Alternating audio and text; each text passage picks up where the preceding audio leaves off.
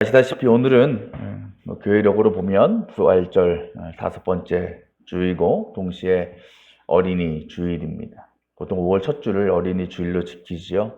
그래서 이번 주 수요일 바로 5월 5일 어린이날입니다. 몇 회 어린이날인 줄 아십니까? 작년이 100회였어요. 올해는 101회 어린이날입니다. 근데 이 어린이날이라는 이 날이 우리나라에만 있는 것이 아닙니다. 날짜는 다르지만 전 세계적으로 다 어린이날을 지키고 또 공휴일로 지정을 합니다. 일본의 경우는 어린이날이 2번이라고 합니다. 맞죠? 남자 어린이의 날, 여자 어린이날 따로 있다 그래요. 반면에 스위스 같은 나라는 어린이날을 3년에 한 번 이렇게 지낸다고 합니다. 참 불행한 아이들이죠. 우리나라 이제 1년에 한 번씩 짓고. 하지만 날짜가 언제이든 1년에 2번 지키든 3년에 한 번 지키든 이 어린이날이라는 것은 아이들이 가장 기다리고 또 기뻐하는 날입니다. 왜 그럴까요? 왜 어린이날에 아이들이 그렇게 기다리고 즐거워하고 기뻐할까? 이날만큼은 자신들이 주인공이기 때문에 그래요. 그래서 이 날은 웬만하면 부모님으로부터 받고 싶은 선물 받을 수 있고 또 하고 싶은 일들을 할 수 있습니다.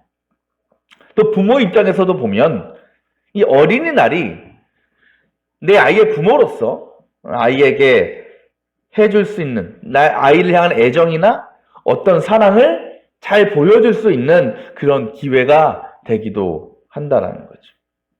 하지만 사실 이 세상의 부모들이 비단 이 어린이날만 자녀를 위해서 희생하고 또 기쁨을 주려고 애를 쓰는 것은 아닙니다. 자녀를 향한 희생과 사랑은 아이가 태어날 때부터, 이미 뱃속에 있을 때부터 시작됩니다. 그래서 어때요? 아직도 태어나지 않은 아이를 생각하면서 잘 키워보겠다고 온갖 육아에 관한 책들을 사서 읽고 공부하고, 또 어떤 부모들은 아이의 아직 멀고 먼 장래를 위해서 학자금, 결혼자금 벌어야 된다고 열심히 또 일을 합니다. 그런 부모들에게 가장 큰 기쁨이 뭘까요? 하나밖에 없어요. 자식이 잘 되는 거죠. 내 자녀가 잘 되는 것, 잘 사는 것. 반대로 자녀가 힘들고 어려우면 부모들은 자녀보다 더 마음 아파하고 슬픔에 빠지는 겁니다. 또 미안한 마음이 드는 거죠. 내가 이렇게 못해서 이런 어려움을 당하나. 이처럼 자녀들이 잘 되기를 바라는 마음은 정상적인 부모라면 모든 부모들의 공통된 마음입니다. 그런데 우리 부모님보다 우리 자녀들을 더 잘 되고 또 복 주시기를 원하시는 분이 계시는데 바로 하나님이시라는 거예요. 오늘 말씀 보면 하나님께서는 사도 바울을 통해서 자녀들이 잘 되는 비결뿐만이 아니라 오래 살 수 있는 비결까지도 약속해 주고 계십니다. 곧 하나님은 이런 거예요. 풀어보면 너희가 이렇게 하면 내가 너희 잘되게 하고 장수하게 해줄 테니까 너네는 그런 자녀가 되도록 노력해라 라고 말씀하시는 거예요. 우리는 보통 자녀가 잘 되려면 부모의 역할과 부모의 사랑과 헌신이 필요하다고 생각을 하죠. 물론 맞는 말입니다. 하지만 오늘 주님은요, 그 일을 위해서 또 하나의 중요한 조건을 말씀하고 계시는 거예요. 그게 뭡니까? 바로 자녀가 잘 되기 위해서는 그 부모가 자녀에게 좋은 부모가 되어야 되는 것도 물론 있지만 또 어떤 게 있다고요? 자녀들도 부모에게 좋은 자녀가 되어야 된다는 거예요. 오늘 말씀을 통해서 과연 나는 어떠한 자녀로 살아왔는가? 하나님께서 나의 부모를 통해서 주시는 그 복과 은혜를 누릴 만한 좋은 자녀로서 살아가고 있는가? 한번 돌아볼 수 있는 시간이 되었으면 좋겠습니다. 그렇다면 우리가 어떻게 부모님께 좋은 자녀가 돼서 하나님께서 허락하시는 그 잘되고 오래 사는 복을 누릴 수 있을까? 1절 말씀에 이렇게 말씀하시죠. 자녀 되는 여러분의 부모에게 순종하십시오. 간단하지요? 설교 끝. 순종. 여러분, 이 순종이라는 거는 세상 모든 부모가 자녀에게 원하는 거 아니겠어요? 그죠? 저도 아이를 키우다 보니까 지금 이제 우리 아이가 미운 7살이잖아. 미운 7살을 넘어서 더 미운 8살이 됐는데, 아이 어릴 때는 말 잘 들어요. 시킨 대로 잘하고 있는데, 이제 애가 커다 보니까 말을 안 듣기 시작하는 거예요.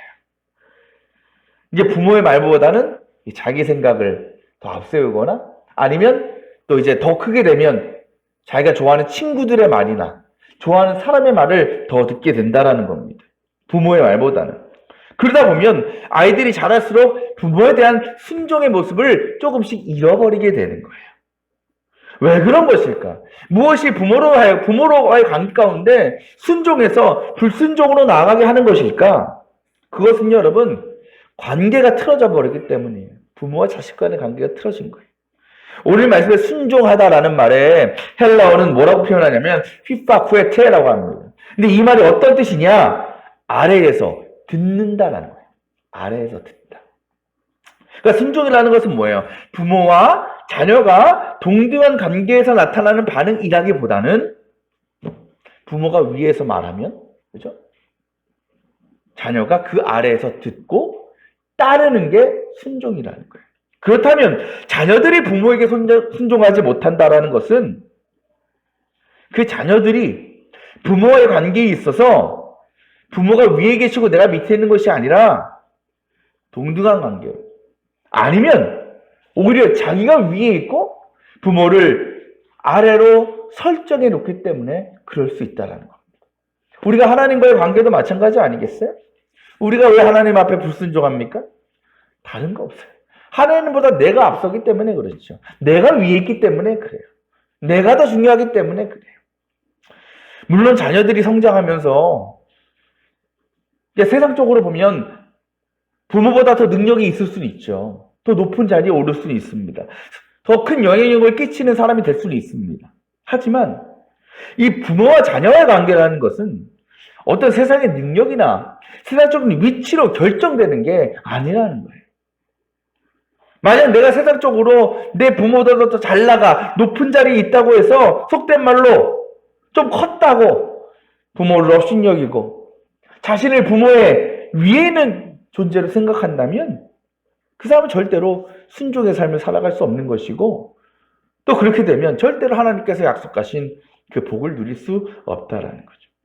그 순종의 본을 가장 잘 보여주신 분이 누구예요? 예수님이잖아요. 요한복음 14장 보면 예수님이 이렇게 말씀하셔요. 내가 아버지 안에 있고 아버지께서 내 안에 계시다는 것을 믿어라. 믿지 못하겠거든 내가 하는 일들을 보아서라도 믿어라. 이 말씀의 의미가 뭐냐? 예수님께서 세상에서 말씀하시고 또 행하신 모든 일들은 예수님 자신의 어떤 인위적인 생각과 뜻대로 하신 것이 아니라 하나님께서 자신에게 말씀하신 것을 세상에 전한 것이고 또 행하라고 하신 일들을 행하셨다라는 거예요. 예수님께서 그렇게 하실 수 있었던 이유가 무엇일까? 앞에 나오잖아요. 하나님께서 예수님 안에 계시고 예수님이 하나님 안에 계셨다는 거예요. 이것을 한마디로 어떤 말로 표현할 수 있느냐? 하나님과 예수님은 공감을 이루었다는 겁니다. 여러분 어떻습니까? 여러분의 마음에 여러분의 부모님이 늘 계십니까? 부모님의 마음을 품고 사십니까? 부모님을 생각하고 있습니까? 그래서 나의 부모를 이해하려고 하고 공감하려고 노력하고 있습니까? 그런데 오늘 말씀 보면요. 자녀가 부모에게 순종함에 있어서 반드시 필요한 조건이 있다. 1절 한번 볼까요? 가로쳐져 있죠. 거기 뭐라고 써 있어요? 순종하는데 어떻게 순종해? 주 안에서 순종하라. 이게 무슨 말일까? 왜 바울이 이 주 안에서라는 말을 강조한 것일까? 그것은요, 때로 부모가 자녀에게 하는 말이나 명령이라는 것이 주 안에서 하는 게 아닐 때가 있다라는 것을 내포하고 있는 거예요, 바울의 이 표현. 그러니까 더 정확히 표현하면 부모님들이 자녀를 가르칠 때에 하나님의 뜻과 하나님의 생각과는 맞지 않는 것을 가르치고 요구할 때가 있다라는 거죠. 바울이 이렇게까지 얘기할 수 있는 것은 그에 따른 배경이 있기 때문에 그래요. 우리가 읽은 에베소 서는 누구에게 쓴 겁니까? 에베소에 있는 성도들에게 쓴 거죠. 근데 에베소의 성도들은요, 하나님을 알지 못했던 사람들이에요. 믿지 않았던 사람들이에요. 근데 그에게 복음이 조져갔고, 그 복음을 믿고, 그때야 하나님을 믿고, 거듭난 사람들이 에베소 사람들이었습니다. 그렇다면, 그 거듭난 에베소 사람들의 부모들 가운데, 하나님을 부모님들이라고 하나님을 다 아는 사람들일까요? 그렇지 않다고 봐요. 오히려 하나님을 모르는 사람들이 더 많았어요. 부모 입장에서 보면. 자식은 믿지만, 쉽게 말하면 부모는 안 믿는 사람들이 많았다라는 거예요. 그래서 때로는 그 에베소 성도들의 부모들이 하나님의 뜻과 하나님의 생각과는 맞지 않는 것들을 가르치고 요구할 때가 있었다라는 겁니다. 그렇다면 그 부모의 자녀로서 그 하나님 뜻과 맞지 않은 그 부모의 요구와 또 어떤 명령에 순종해야 됩니까? 부모님 말이라고 무조건? 그렇지 않다라는 거예요. 왜? 이 에베소 교인들은 하나님을 믿는 사람들이기 때문에, 하나님을 알고 있는 사람들이기 때문에 그래서는 안 된다라고 바울은 강조하느라고 주 안에서라는 말을 집어넣었다라는 겁니다. 곧 하나님의 뜻이 맞는 것과 또 그렇지 않은 것을 잘 분별하라고 바울은 이야기하고 있는 거예요. 이것이 누구와의 차이냐? 유대인들과의 차이인 거예요. 왜요? 유대인들은 어떤 사람들이에요? 이미 하나님을 믿고 아는 사람들이잖아요. 대대로 하나님을 믿어온 사람들 아닙니까? 또 그들의 신앙과 지식이 누구로부터 물려받은 거예요? 조상으로부터 물려받은 거예요. 그게 유대인 교육 아닙니까? 유대인 교육은 뭐 중심이에요? 신앙 중심이고 가정 중심이에요. 지금도 이 땅의 유대인들은 가정에서 부모로부터 율법 교육을 받잖아요. 신앙 교육을 받잖아요. 토라를 배우거든요. 그러니까 그렇게 하나님께 근거한 말씀을 유대인들은 이미 부모로부터 배운 거예요. 그러니까 그 사람들은 그거를 굳이 주 안에서 순종할 필요가 없는 거예요. 왜? 다 그 명령이나 말씀들이 주 안에 있는 것이기 때문에 그냥 순종하면 되는 거예요. 하지만 이방인들은 아니었기 때문에, 에베소 교인들은 아니었기 때문에 사도 바울은 주 안에서라는 말을 강조하면서 분별하고 행하라라고 가르치고 있는 겁니다. 우리도 사실 마찬가지죠. 이 땅의 모든 믿음의 자녀들이 다 부모로부터 신앙을 물려받은 사람들은 아니잖아요. 그렇죠? 하나님을 모르고 믿지 않는 가정에서 자란 사람도 참 많습니다. 그런 상황 속에서 때로 하나님께서 원하시는 방법과 뜻이 아닌 세상적인 것들의 순종을 요구받을 때가 있다라는 거예요. 그때 믿음이 있는 우리는 어떻게 해야 된다? 주님 안에서 주님이 주시는 생각과 지혜로 순종할 것과 그렇지 않을 것을 분별하고 그렇게 끝까지 믿음을 잘 지키며 살아가야 된다라는 겁니다. 그러면서 바울이요, 오늘 말씀에 우리에게, 자녀들에게 부모를 향한 그 순종과 더불어서 한 가지를 더 강조합니다. 어떻게 보면 이것이 부모에게 순종함에 있어서 기초가 되는 것이라고 할 수 있겠습니다. 오늘 말씀 보실까요? 2절에 이렇게 시작하죠. 내 부모를 공경하라는 거예요. 공경이라는 말은요, 그 사전적인 의미로는 높은 평가, 높은 가치를 두다라는 거예요. 하나님께서는요, 우리의 부모님들을 공경의 대상으로 세워주셨어요. 십계명을 봐도 우리 알 수 있잖아요. 십계명에서 하나님은요, 가장 존귀하게 여김받아야 될 두 가지 존재를 말씀하셨죠. 그 첫 번째가 누굽니까? 당연히 하나님이죠. 하나님은 최고의 가치를 지니신 분이셔요. 그래서 하나님 외에 다른 신을 섬기지 말고 하나님의 이름을 욕되게도 하지 말라고 명령하셨습니다. 왜? 하나님께서 최고의 가치를 지니신 분이시기 때문에 절대로 함부로 대할 수가 없다라는 겁니다. 그리고 그 다음에 등장한 존재가 누굽니까? 부모라는 거예요. 십계명이 두 부분으로 나뉘잖아요. 1에서 4, 5에서 10, 그죠? 1에서 4계명은 하나님에 대하여, 그리고 5에서 10계명은 사람에 대하여 명령이라는 거죠. 그때 사람에 대한 명령 중에 가장 첫 번째가 뭐라고요? 제5계명이 내 부모를 공경하라는 거예요.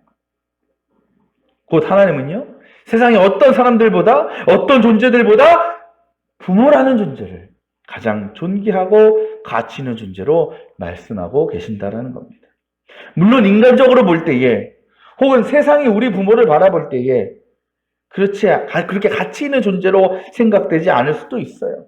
또 세상적으로 보면 열등한 존재로 인식되어져서 무시를 받을 수도 있습니다. 하지만 우리 자녀들에게는 우리 부모님은 세상에서 가장 가치 있고 귀한 분으로 여겨져야 하는 거예요.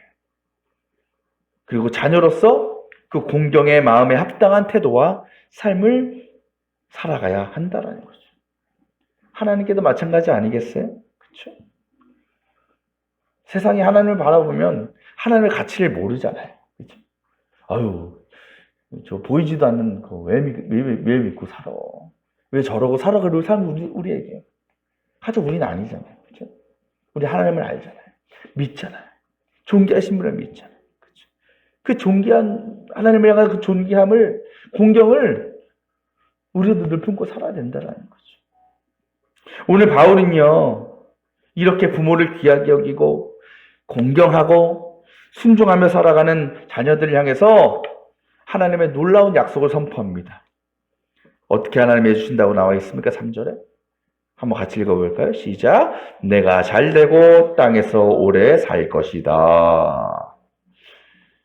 여러분, 여기서 잘되게 하신다, 오래 살게 하신다라는 말씀은요, 그저 세상적으로 성공한 인생을 살거나 시간적으로 오랜 기간을 살게 되는 것을 의미하는 것이 아닙니다. 이 말씀은 어떤 의미냐? 바로 하나님께서 우리에게 허락하신 생명을 살아가면서 참된 기쁨과 즐거움과 감사함을 오랫동안 누리게 하시겠다는 거예요. 신앙 안에서, 주님 안에서. 생각해 보세요, 여러분. 그냥 오래 사는 게 중요합니까? 그죠? 그래요? 오래 사는 게 그냥 오래 살면 끝입니까? 아니잖아요. 어떻게 오래 사느냐가 더 중요하잖아요. 그죠? 골골 80. 골골 80보다는 쌩쌩 80이 더 좋잖아요. 그죠? 유병장수보다는 무병장수가 훨씬 좋잖아요. 그죠? 그래, 우리에게 중요한 것은 얼마나 살아가느냐가 아니라 어떻게 살아가느냐. 아무리 오래 살아도 늘 불평과 근심과 원망과 그런 마음 가운데 오래 사는 게 그게 뭐가 복이고 은혜겠습니까? 언제까지 우리가 살아갈지 모르지만 비록 짧은 세월을 살아갈지라도 그 안에서 주님이 주시는 기쁨과 감사함과 만족이 가득하다면 그게 더 좋은 인생, 복된 인생 아니겠습니까? 세상 사람들은요, 능력 있는 부모가 자녀들이 잘 되는 근거라고 말하죠. 그래서 어떤 단어가 탄생한 거예요? 금수저, 흙수저가 탄생한 거예요. 하지만 성경은요, 자녀가 잘 되는 비결은 부모 자체가 아니라 그 부모를 대하는 자녀에게 있다고 말합니다. 하나님이 기뻐하시는 자녀는요, 자신의 부모를 공경하는 자녀입니다. 자신의 부모를 최고의 가치로 여기고 존귀한 존재로 여기는 사람입니다. 그 부모를 향한 공경함이 부모의 말씀에 대한 온전한 순종으로 나타나는 것입니다. 저와 여러분들은 누군가의 자녀이고 또 자녀였습니다. 나의 부모로 인해서 내가 잘 되기만을 기대하는 그런 자녀가 되기보다는 늘 부모를 공경하고 아끼고 귀하게 여기고 또 순종함을 통해서 하나님께서 허락하시는 잘되고 오래 사는 복을 누릴 수 있기를 바랍니다. 더불어 우리 하나님께 우리는 다 어린아이잖아요. 그죠? 우리 하나님 앞에서 하나님에게도 우리가 드릴 수 있는 최고의 존귀와 찬양과 존경을 드리고 또 순종의 모습으로 살아가면서 그때 우리에게 허락하시는 하나님 나라의 복과 은혜를 이 땅에서 충만히 맛보며 살아가는 주님의 귀한 자녀들 다 되시기를 축원합니다.